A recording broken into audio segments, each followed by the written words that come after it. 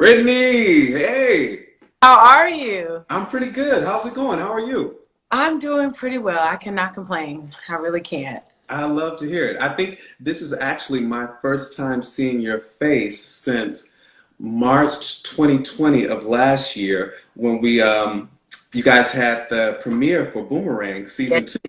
Yes. And I remember it vividly because it was the last event we Yep. had in Los Angeles. And I was just like, we had a great time, Yeah. but I didn't want it to end there. Like literally, we had the premiere and then everything shut down. It was crazy. Yeah. Crazy, so crazy. All right, well, let's get started. How shall we? Yes. All right, all right. So I remember the last time you were here, we were talking more so about BET's Boomerang and your character, Crystal Garrett. Hmm. But today we're going to be talking about the new hit comedy show on BET Plus called The Miss Pat Show. Yes. Can you tell us more about the series and your character? Yes. So, the Miss Pat show, I describe it as they call it a grown folks sitcom. Yeah. I to compare it to the sitcoms we grew up loving, especially if you're a millennial like me, those 90s, early 2000s sitcoms that we all know and love, but with a lot more cussing. A lot more cussing. And I play Ashley, who is Miss Pat's oldest child. And she's the only child who doesn't live at home. And she's really made a way for herself out of no way, growing up with a very young teenage mom. Miss Pat was 13, 14 when she had her. And yes, home in season one and she comes out. Now, on every episode, it seems to have a certain topic or something that the viewer can take away from justice reform, gender identity, therapy in the Black community. What has been your favorite episode and your favorite takeaway? That's a good question. So they're all really good. I love all the episodes, so it's hard. And I'm not just saying that because I'm on it. I just really love the show.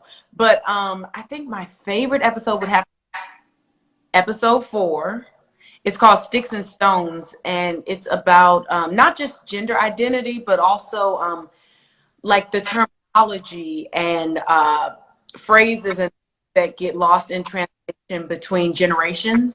Mm, The way we refer to people, the way we refer to ourselves, whether it's their identity, whether it's how they wear their hair, all sorts of things, and how that can kind of get lost in translation between generations. I thought that was really important. And the biggest takeaway from it, I see that, for our older loved ones, to try to give them some grace, educate, but also give grace and don't assume that everyone is intention just because they may not be saying it correctly, you know. I love it. I love it. Now, one thing that a lot of your fans talk about of the show is how relatable it is, how realistic of a Black family it shows. I mean, it just shows another point of view. And that's not a knock against any shows like Blackish or anything like that, but it's just a different take on the Black family. Did you think the show was going to take off as much as it did? You know, once we started, or I should say, once I started filming, because I came in later, because she doesn't live at home. But once I got on set and started working with everyone and seeing the material, I knew we had something special. Like, I knew without a doubt, I'm like, if we can get people to, download BET Plus, yet another streamer, to invest in yet another streamer, that I thought would be like the slight challenge, but not the show itself, not the material. Like, I knew started filming, I was like, this is really special, and it could do great things. And so I'm really excited. And not just on. Hey, Jordan. Jordan's in the room. Sorry, he's our creator and EP. Oh, hey, what's up, Jordan? How's it going? And not just from streaming, but social media. I feel like social media played a big part of you guys like skyrocketing because it showed clips and people like, hold up, wait a minute, what is this? So I think that's really fascinating about the show and how social media can just change the trajectory of a show, you Yeah. know, because sometimes we think if it's not on TV, people aren't going to see it, but no, they will come, to where you are. Yes, listen, if you make it good, you make it relatable, like you said, the people will find you. And that's a huge lesson for me in being a part of this show. Now, you have a lot of stars from Patricia Williams, J. Bernard Calloway, Tammy Roman, to name a few. Yeah. How has it been like working with these cast members? They're all amazing. It's literally my favorite thing about the show is the cast, to be quite honest, because everyone is so talented, so like they have such great spirits. We really feel like a family. Shout out to Brianna Guadalupe, Theodora Barnes, and Vince Swan, who play my siblings. Everyone's just amazing, and it's such a gift to be around people who are, really good at their craft, but also have like really great spirits. They welcomed me with open arms when I came on to play Ashley. Again, I came in episode 3. They had been pitching and shopping the show with the cast since 2019. So this is a cast of a group of people who already know each other, already have a family unit established for their pilot episode. Ashley didn't get introduced until season 3, which means there was no Ashley until the show got picked up truly by a network, which was BET Plus. And so these folks have known each other for 2+ years and been working together and developing these characters and building camaraderie. And then here I come like, hey, I'm the oldest, like pulling rank. Hey, I'm your older sister. But they were just so welcoming and so loving. I love them all so much, and they're so talented. So it's a joy. A joy. And has it been a hassle during this, pandemic? Has it been a problem, or everything's been working out pretty well? It's been pretty good. We filmed at the top of this year, I would say like February to March, and so there wasn't a lot of heavy vaccine rollout then. Just yet, yeah. So there was a lot of testing going on, a lot of content, but for the most part, everything went smoothly. All right. So in one of the episodes, Ashley comes out to her mother, and she's greeted with a little bit of disbelief and comedy as a response. But what do you think our community can learn from that episode as far as Black kids coming out to their parents? A few things. I mean, I think it takes a lot to make that decision come out to anybody, but especially your parents. In the episode, you also find out that she had already told her siblings about her identity. It was just, her mom and her stepdad and her aunt who were kind of catching up. And again, I think it's generational, right? Like she felt like she needed to keep it from them for a longer period of time based on their understanding of it, acceptance.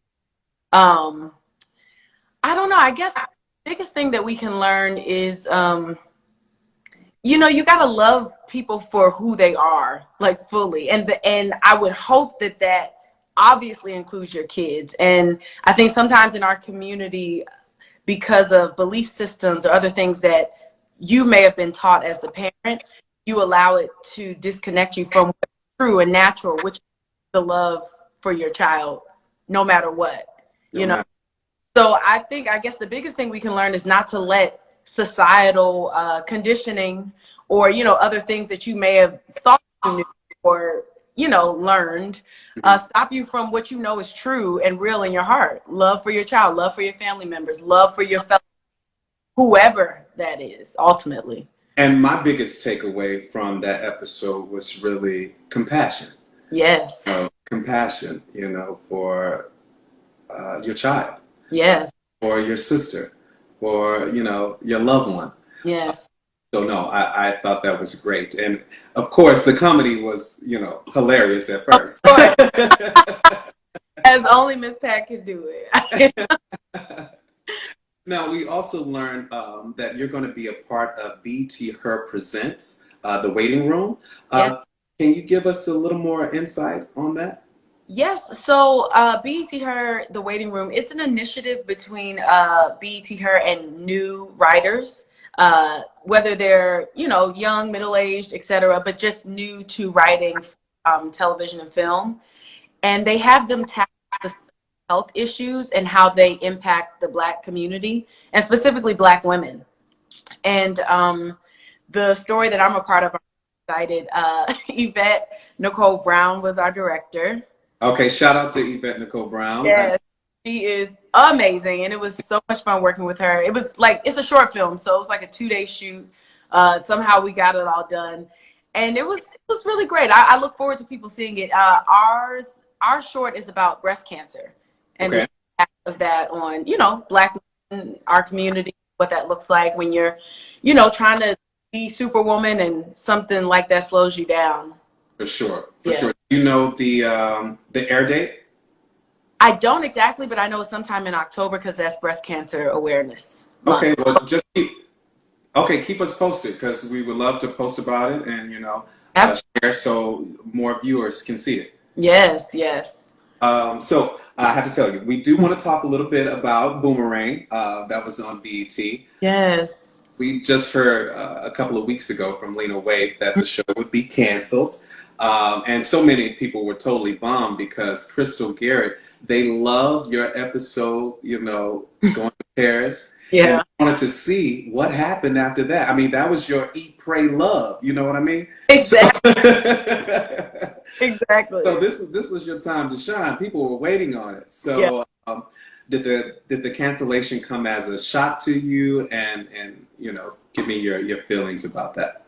Yeah. So it's really weird because, to be very honest with you, we knew that the show wasn't coming back in 2020, like during the height of the pandemic. We found out, I would say, not as early as March. Obviously, we'd had our premiere and all of that, but I would say like that summer, like of the summer, let's say, we knew that it wasn't coming back, and it was really odd that the network never said anything. So we felt like we couldn't say anything. So it was just kind of this like delay. People would ask, like, is the show coming back? And you have to be like, I don't know. It was weird for a little while. That's just the truth.